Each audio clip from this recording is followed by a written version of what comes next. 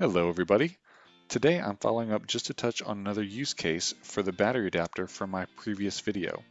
There I showed how to make a battery power a regular house lamp.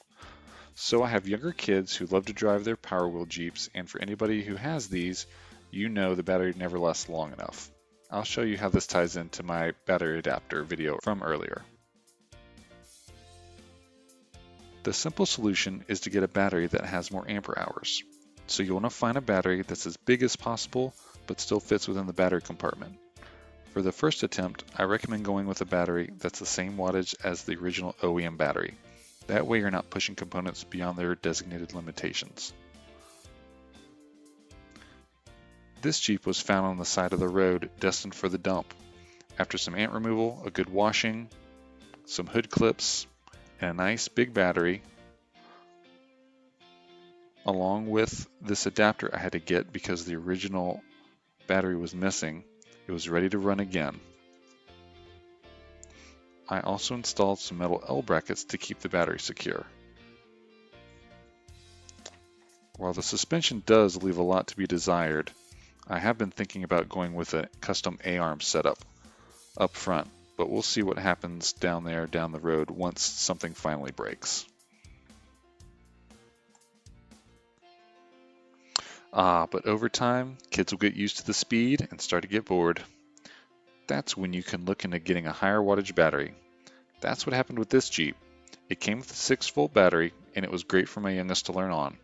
But after about 4 months, she was ready to move up. The big problem with this model Jeep was the battery compartment. It's very small and leaves little room for the size batteries I needed. Also, with the bigger battery and the bigger kid, it was very back heavy. This caused a few issues, namely it could flip backwards if conditions are right, and the lack of weight over the front wheels made it very hard to steer, especially when starting to go, so I needed a plan. After some inspection, I found that the hood area was completely open with plenty of room for a big battery.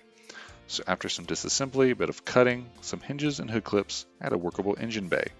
This gave me room for a bigger battery and moved the weight to the front to help with weight distribution and steering. Here's where the battery adapter came into play. The original battery connector was still under the seat, so I needed a way to tie the new battery into the circuit. I traced the battery leads under the hood and realized I could use the other end of the house extension cord as the new battery lead, and simply plug it into the battery adapter I already had. As you can see here, it worked out pretty well.